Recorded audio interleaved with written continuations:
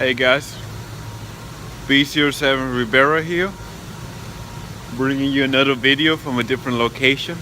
This time it's going to be me working right now on New Year. So first of all, I would like to say Happy New Year, Happy 2017 for this upcoming year.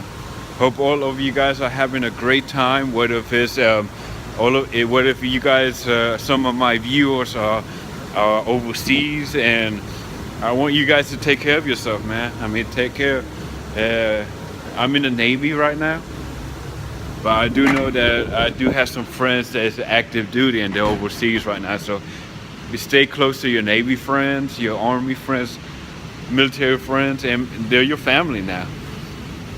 Have a drink, have a drink or two, eat well, and just stay together and stay safe. All right. We're currently living in a society where hopefully we're in a situation where we'll be able to recover, where we'll be able to get our reputation back on track. Because like you will see plenty of videos, plenty of this is the worst year possible. The 2016 is bad. We have so many dead celebrities and all. Well, 3 celebrities on top of my head that I have great respect for, and they're good people, and I'm willing to mention them. Carrie Fisher from the Star Wars franchise. Let's see, Muhammad Ali, the legendary boxer and very outspoken individual. And let's see, what's the third person? It's Alan Rickman. Alan Rickman. I like the fact that Carrie Fisher was one of those women that, one of those actresses that wasn't so much a damsel of distress, like especially in the 70s and all. And so she was equal. She was equal to of a Harrison Ford's character, Han Solo. And believe me, I'm not familiar too much with the Star Wars franchise. I didn't grow up with it. But recently watching The Force Awakens and also the latest movie, Rogue One, I can appreciate the source material. I can respect the fact that they really put a lot of effort into it, and they really kind of like bridge somewhat of the potholes between the New Hope movie and the upcoming movie and the rest of the franchise, or the prequels, not prequels, the original Star Wars from the 80s and 90s. What it built upon. And so I really like Rogue One. I really enjoyed it. I had a good time with it. So Carrie Fisher, I do know that she has some personal opinions on politics and all that stuff, so I'm just going to let that slide, because she's an actress from Hollywood. So what do you expect? You know, she's only known to know leftist ideology. That's it. She's not open. Who knows? But rest in peace for her. Muhammad Ali, he's a legendary boxer in which he had to sacrifice his belt, his livelihood, and especially in the 60s and 70s, where there was still a lot more real racist tensions. And he was stripped from his heavyweight champion, and he questioned the draft, which is a legit concern on that. I mean, the military is bigger than ever, and the volunteering, and people are still volunteering. People are still looking for work, and so why not join the military? So he questioned authority, and while some people don't view that as a good thing, I do view it as a good thing, because we do have to question our government's policy, what could be better, what could be best for our soldiers, our military, our civilians, and more importantly, our founding documents. So that's important. Let's see, Alan Rickman, I remember when I was in active duty Navy, and I was still kind of in trouble, you could say. And I remember Alan Rickman dying like in the first couple of days of January 2016. And I felt bad for it because he was great in the Harry Potter movies. My favorite is still the villain for the Die Hard movie, the first one, and he was my favorite thing that came out of the Alice in Wonderland movies.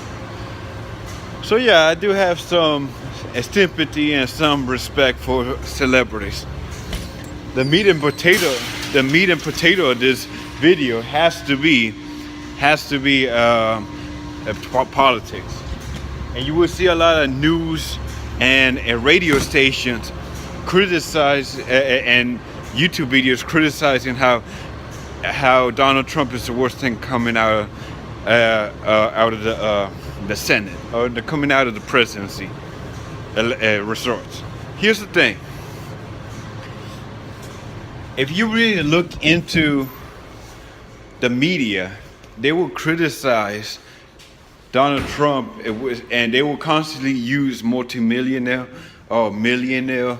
They will constantly bring up the wealth issue, the wealth card for Donald Trump, because he is a multimillionaire. He has so many successful franchises and so many successful companies. Yeah, he is a multimillionaire. He does have money. But they never say anything about Hillary Clinton. They never mention about how she has so much money coming from the Clinton Foundation that it makes you question, like, oh, she's just a regular woman and all that stuff. She doesn't have that much money and all that stuff. That's wrong. She has so much more money. And majority of that money is because of greedy politicians and all that stuff. And corruption. So you got to think about that. So overall, and Julian Assange, the guy that did the WikiLeaks and the emails and stuff, one thing he mentions that he says that he remains optimistic. He remains optimistic when it comes to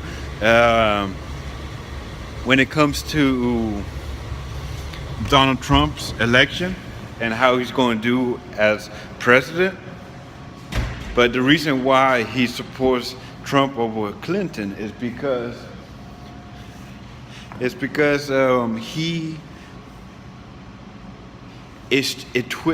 turns the tide, because we have a political stranglehold. We have a political vice on this country. Big government, politicians that has been in Congress and the Senate for a long ass time. Like 91, I think the last meme I seen, internet meme, was that 91.2% are still incumbents and they're still in Congress. So those people has a vice when it comes to the American people, when it comes to the founding fathers, and when it comes to our individual rights. And so Julian Assange's reason for supporting Trump is because it turns the tide. Yes, he knows that Donald Trump has appointed many people from the cabinet into his cabinet position to the transition team. That's big business, that's big oil, that's big everything on the corporate side. But at least we have the opportunity. We could have that opportunity. It's our job as American citizens to elect people that stands for our rights, that stands for the Constitution. There you go. 2018, 2020, here we come. And last but not least is that I wish you guys a New Year's. Be safe out there, have fun, drink, party, eat plenty of food and stuff, and just take care of one another. And I'm looking forward for the new year. I'm doing good. My family's doing great. My career jobs, is looking pretty promising, and we're not going to stop, man. This is only the beginning. This is only the beginning of the new year, right? I see you guys later. Peace out. I gotta get back to working now. All right.